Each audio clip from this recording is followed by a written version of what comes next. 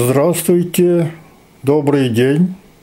Это видео будет состоять из отрывков из моих автобиографических заметок, читаемых голосом робота, и моих комментариев. Начну издалека. Мой дядя был членом Союза художников Советского Союза и, в частности, гравером. Большим событием было открытие осенью 1956 года Якутского университета на базе педагогического института. Дядя гравировал название университетской газеты и оформлял первую страницу первого номера. В 1966 году я стал студентом математического отделения физико-математического факультета ЯГУ Якутского государственного университета. Несмотря на опасения, высказанные моим одноклассником Спартаком о том, что в университете будет много способных студентов и маловероятно стать учеными, быстро обнаружил, что эти опасения были напрасны. Я был сильнее своих однокурсников. Где же прославленные победители сибирских и республиканских олимпиад? Дело в том, что математическая олимпиада является конкурсом решения задач повышенной трудности, которые при условии удачного определения метода решаются в принципе в течение не более 1 часа. Настоящие математические проблемы требуют для своего решения многих месяцев, иногда многих лет непрерывных рассуждений. Таким образом, научную работу в области математики можно сравнить с марафоном, а олимпиаду с бегом на 100 метров. Поэтому победы в олимпиадах не являются свидетельством пригодности к профессиональной научной работе в области математики. Тогда в ЯГУ было только 2 ученых-математика, кандидата наук. Чтобы стать настоящим ученым, я считал необходимым получить в таких условиях образование, не уступающее выпускникам Московского и Ленинградского университетов. Недоверие к преподавателям побудило к дополнительным самостоятельным занятиям. В библиотеке нашел сборник книг по современной аксиоматической математике группы французских авторов Бурбаки. Проштудировал несколько томов. После такой гимнастики мозга обычная университетская программа мне казалась детской игрой. Учился по индивидуальному плану под контролем доцента Ета Сафронова. Сам нашел тему дипломной работы по теории дифференциальных игр, для завершения которой был направлен в Ленинградский университет благодаря инициативе Егора Трофимовича, бывшего тогда деканом факультета. Ленинград встретил меня праздничным салютом 23 февраля 1971 года. Я подумал, что это хорошее предзнаменование. Получив в Якутском университете диплом с отличием, поехал на научную стажировку в Ленинградский университет, затем сразу поступил в аспирантуру. После окончания аспирантуры я начал работать в Якутском университете с 1975 года. С самого начала пришлось отстаивать право на спокойную научную работу. Дело в том, что преподаватели были перегружены общественной работой. Многих это устраивало, создавало ощущение кипучей деятельности. Настоящая научная работа в области математики не может быть успешной без постоянной концентрации внимания на исследуемых проблемах. Не все к этому способны. В этом случае общественная работа давала ощущение перегруженности и объясняла отсутствие значимых научных результатов. Я спокойно и вежливо отказался от участия в художественной самодеятельности. Кураторские заботы возложил на старосту студенческой группы, бывшего моим сверстником. Университетская газета опубликовала обо мне восторженную статью Аксакала факультета В.В. Алексеева «Яркий талант». который создал в университете мой имидж перспективного ученого и облегчил уклонение от всевозможных общественных мероприятий, организуемых для галочки в отчетах партийной организации университета. В 1977 году я собрал свои научные результаты, полученные за 3 года работы после завершения кандидатской диссертации, в отчет и представил ректору ЯГУИ. Ставшему деканом факультета ПМУ прикладной математики процессов управления УГУ профессору Л.А. Петросяну. Ректором университета был в то время выдающийся якутский ученый, доктор физико-математических наук по космофизике, профессор А.И. Кузьмин.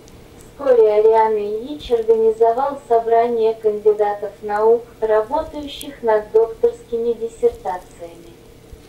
Положение изменялось к лучшему, стало много кандидатов наук, но докторов наук было еще мало.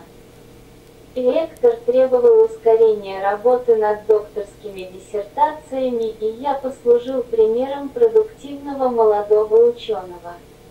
Я удивился количеству пожилых, убеленных сединами представителей общественных наук, объясняющих свои трудности в одних и тех же терминах. Тема серьезная, партийная. Скоро съезд КПСС, надо будет все переосмыслить в свете новых решений. Где же здесь была наука?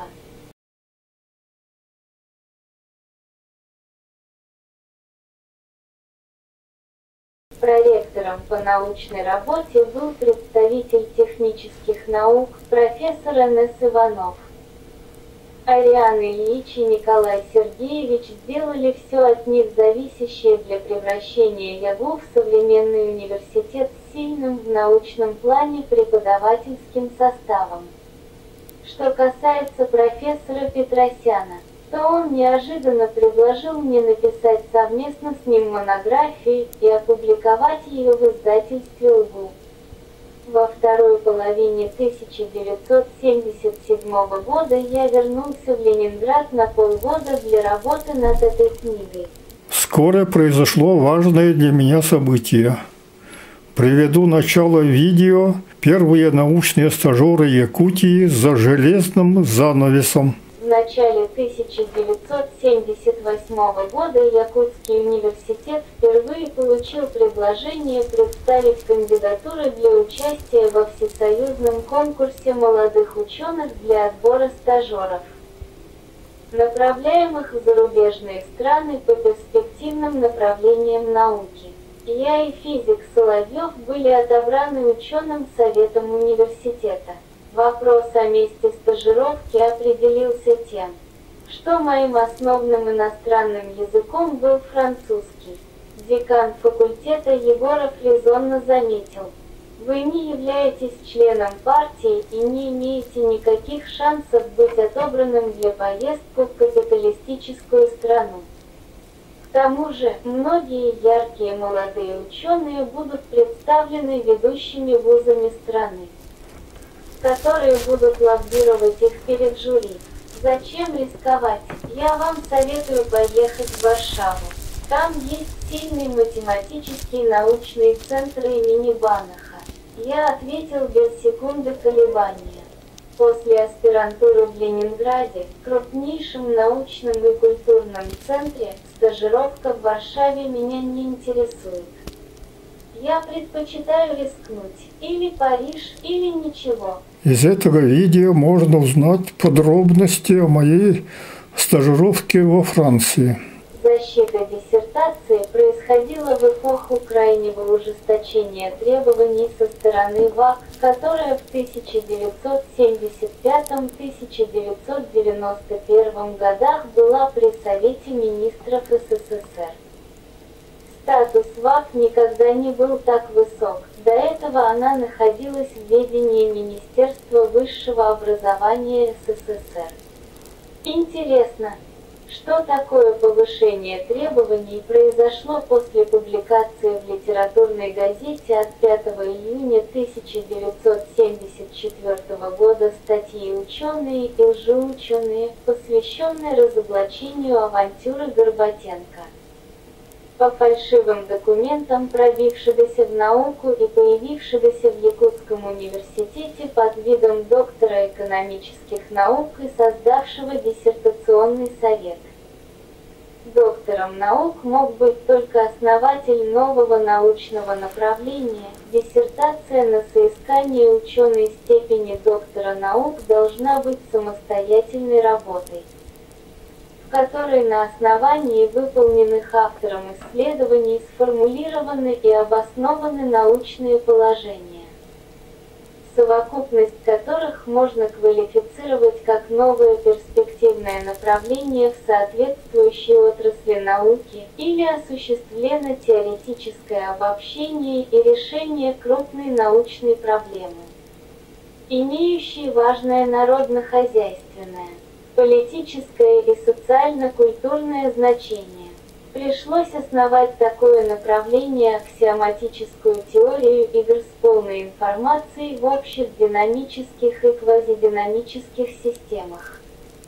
Это заняло много лет кропотливой работы. Я был первым доктором наук по математике в Якутии, но к 1988 году стало много кандидатов наук по математическим наукам, защитивших свои диссертации в большинстве в Ленинградском, Новосибирском и Томском университетах. В 1987 году я открыл аспирантуру в Якутском университете. В 1988 году организовал кафедру математической кибернетики. В мае 1989 года стал директором только что созданного Якутского математического научно-учебного центра ЯМНУЦ, объединяющего отдел прикладной математики Якутского научного центра «Саран», заведующим которого я был избран, и кафедры прикладной математики и математической кибернетики математического факультета ЯГУ.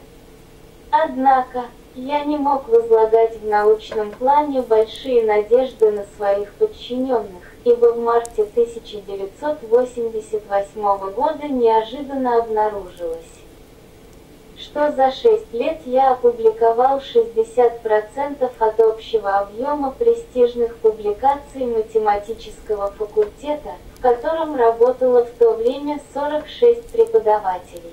То есть чисто в научном плане я работал за 28 преподавателей.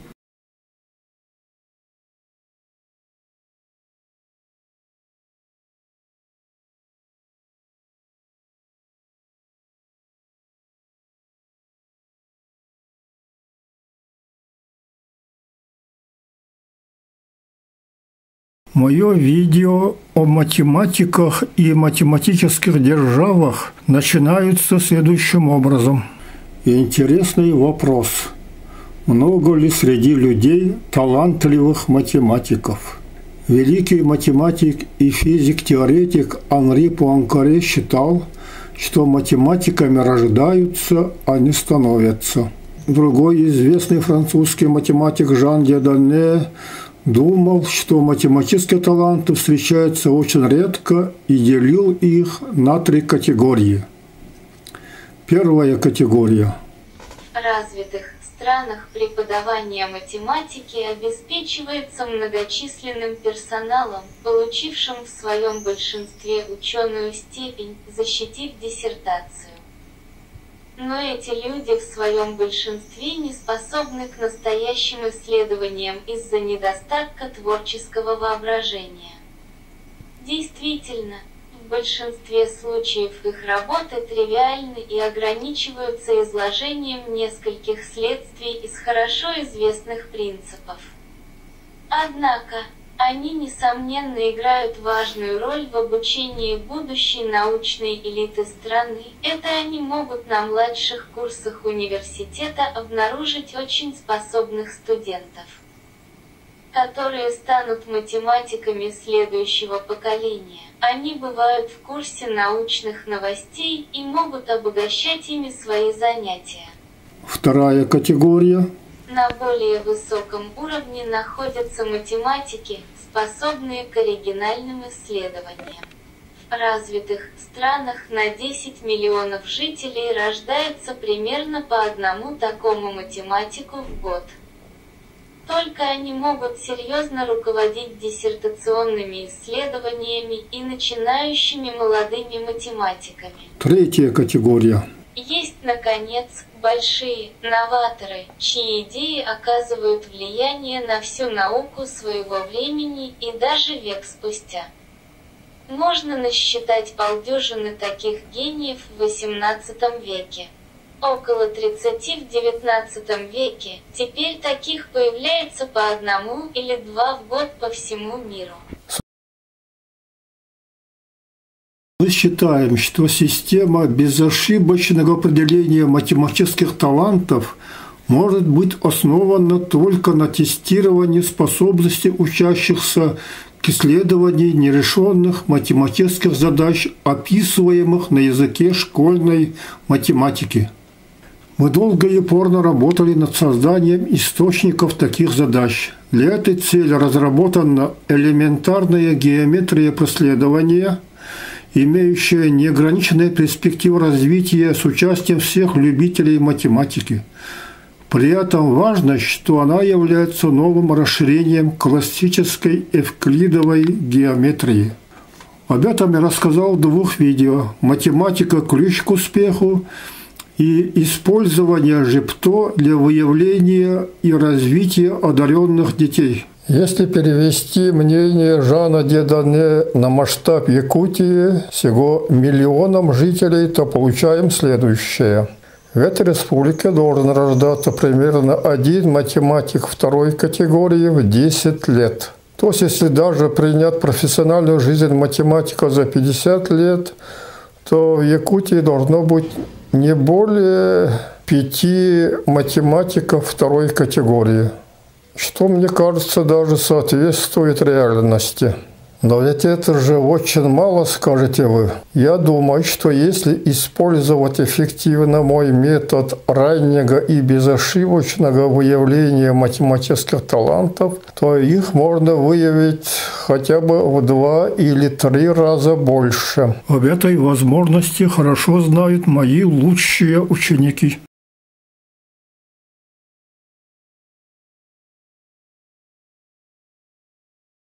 Кроме математики, я очень серьезно интересуюсь историческими науками, и поэтому часто общался с профессорами исторического факультета, которые дарили мне свои монографии. С 1992 года начался период моей работы ЮНЕСКО и создания организаций для развития и реализации различных международных проектов. Летом 1991 года по предложению Национальной комиссии СССР по делам ЮНЕСКО был объявлен конкурс на должность эксперта ЮНЕСКО от Якутии, и я победил в этом конкурсе. Большую роль в этом успехе сыграло то, что в молодости я прошел 10-месячную научную стажировку в Парижском университете Дофин как один из победителей всесоюзного конкурса молодых ученых и имел обширные международные научные связи. Послушайте мой рассказ о начале деятельности ЮНЕСКО на встрече с профессорско-преподавательским составом Якутского университета в начале 1994 года. На месте, конечно, я сначала нашел свою стартовую программу, и в частности, вот один мой друг по стажировке, к своему такому приятному удивлению, обнаружил, что он является президентом Парижского университета Дофин. Другой, знакомый, с которым я вместе работал в стажировке, оказался директором, очень такого уважаемого крупного научного центра по информатике. через где-то уже ближе к Новому году стало ясно, что для того, чтобы Якутия имела вот такие какие-то вот хорошие формализованные отношения, желательно организовать специальный механизм.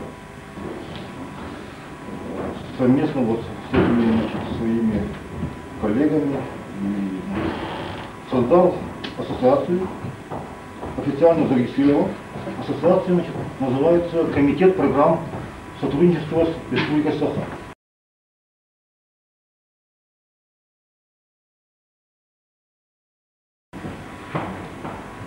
И уже вот где-то начиная с марта, значит, мы начались такие вот первые контакты.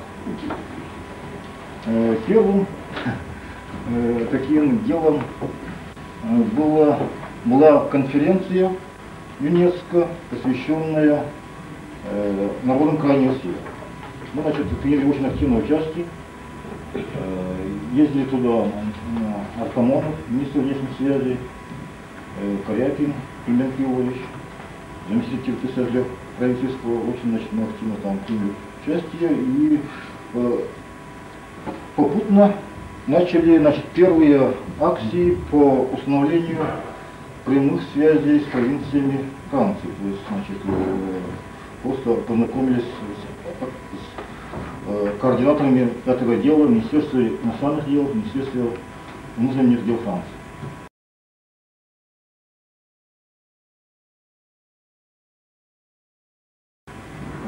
Дальше следующим был приезд председателя Национального комитета и председателя Верховного Совета Иванова Климента Егоровича. К этому, значит, времени было уже возможно, значит, организовать уже такое вот рабочее посещение парламента, встречи с депутатами, посещение Сената, значит, поездку в Европарламент, там беседу с тремя депутатами Европарламента.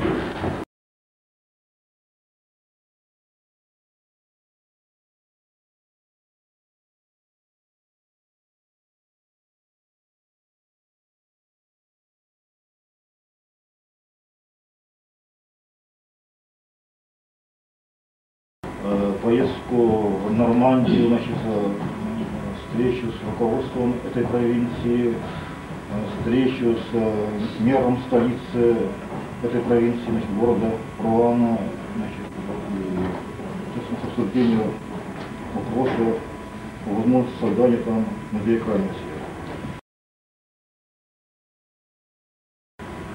Ну и дальше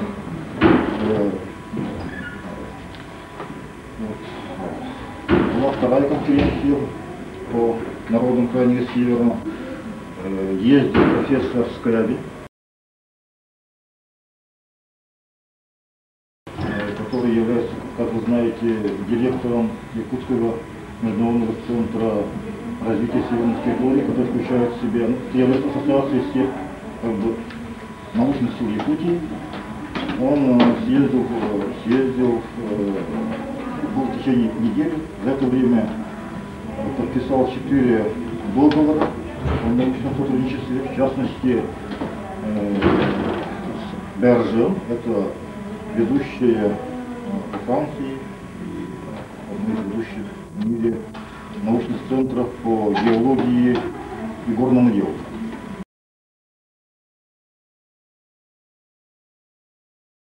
Вот есть Северный форум, и будет создана Академия Северного форума.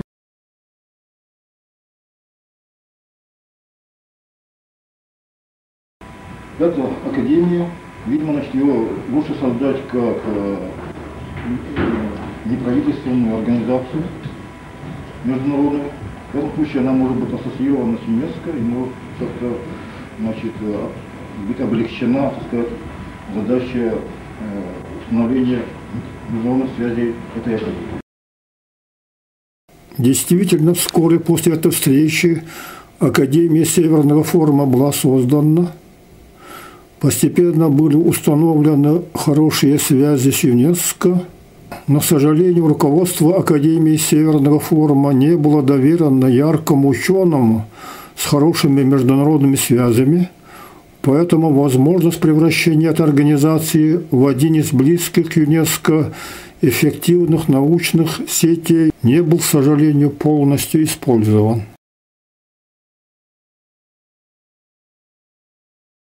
В январе 1994 года в Париж приехал в командировку ректор Якутского университета Филиппов Василий Васильевич. Во время этой командировки он прошел стажировку в ЮНЕСКО и установил связи с ведущими научными учреждениями Франции.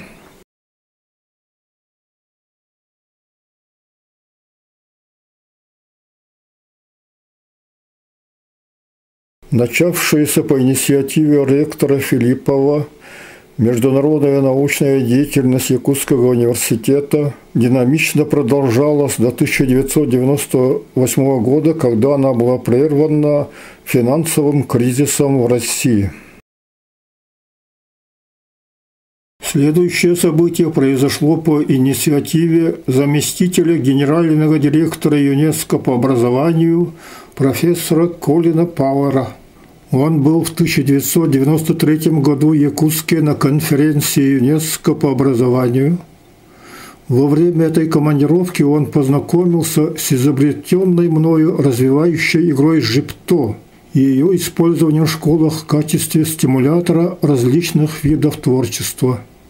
В том же году, по его предложению, я создал и возглавил Международную федерацию по этой игре «Фиджип». Фиджип является международной научной, культурной, образовательной и спортивной ассоциацией, работающей в тесной связи с ЮНЕСКО. Ее деятельность способствует реализации программы образования и других программ ЮНЕСКО. Фиджип принимал участие в организации во Франции и Европе многочисленных мероприятий, международных турниров, визитов, конференций, семинаров, фестивалей и международных выставок, научных и языковых стажировок, культурных обменов между Парижем и Якутией, между которыми был заключен договор о культурном сотрудничестве.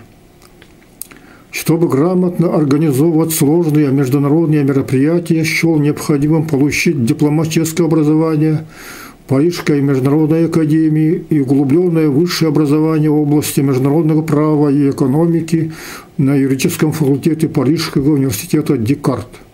После этого многоопытный дипломат Борис Александрович Борисов, работающий долго начальником отдела международных организаций Департамента кадров Министерства иностранных дел Советского Союза, сказал, что людей с таким углубленным международным образованием мало и в Министерстве иностранных дел Российской Федерации. Я имел в штаб-квартире ЮНЕСКО статус выделенного Академией Северного форума Якутии эксперта, программного специалиста. Но с лета 1998 года международная активность Якутии была замедлена в связи с финансовым кризисом в России, и в начале 2000 года я попрощался с правительством Якутии. Я сосредоточился на программах ЮНЕСКО, совместимых с развитием созданной и руководимой мною Федерации Фиджип, которая быстро стала самоокупаемой организацией.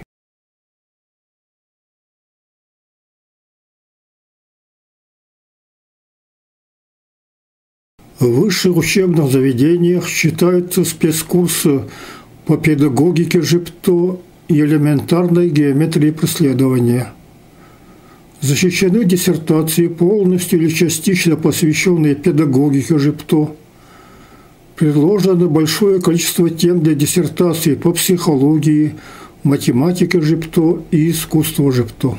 Представляет особый интерес внедрение системы безошибочного определения математических талантов на основе тестирования способностей учащихся к исследованию нерешенных математических задач, описываемых на языке школьной математики. Таким образом, в отличие от шахмат, ЖИПТО обладает несоизмеримо более мощной педагогической системой. Для успешной деятельности этой федерации я должен был написать множество книг по педагогике, искусству, математике и другим темам, связанным с этой игрой. Встречаться с большим количеством людей, в том числе с деловыми людьми. Однако мой статус международного чиновника иногда накладывал ограничения, препятствующие такой деятельности. Поэтому в 2004 году я получил гражданство Франции, покинул ЮНЕСКО и сосредоточился на руководстве Международной федерации ФИДЖИП. Организовал издательство Éditions d'Égypte. С 2005 года начал публиковать книги, необходимые для успешной деятельности ФИДЖИП. Одной из причин ухода из ЮНЕСКО было мое желание более интенсивно заниматься творчеством, в частности художественным и литературным. В 2006 году я стал членом Союза писателей Франции. Наиболее ценным свойством ЖИПТО является возможность использования для образования одаренных детей, в частности для их математического образования. Поэтому у меня возникла даже мысль о возможной защите второй докторской диссертации по педагогике. Для спокойного обсуждения этого вопроса я пригласил известного профессора Валерия Гусева, находящегося в то время во Франции, в свою загородную усадьбу того времени. Валерий Александрович мне объяснил, что он и другие профессора по методике преподавания математики глубоко уважают больших профессоров математики, и он считает нецелесообразным для меня терять время на защиту второй докторской диссертации по педагогике. Организуйте конференции по темам, которые вы хотите обсудить. Мы сами приедем к вам, сказал он. В течение 3 лет после этого было организовано несколько конференций и семинаров, в которых участвовало большое количество профессоров из ведущих университетов России, Казахстана и Украины. По их просьбе в 2009 году была организована Международная академия Конкор, Академии Интернациональ Конкор, для содействия укреплению научных связей ученых из стран бывшего Советского Союза с европейскими учеными. Международная академия Конкор работает по конкретным программам и проектам, а не подразделяется на отделения по направлениям науки, как другие академии. Она выпускает журналы, монографии и другие книги.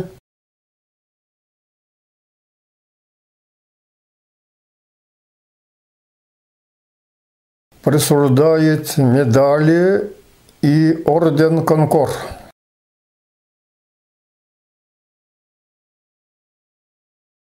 В виде исключения статьи профессоров и преподавателей Якутского университета по интересующим меня темам печатаются бесплатно.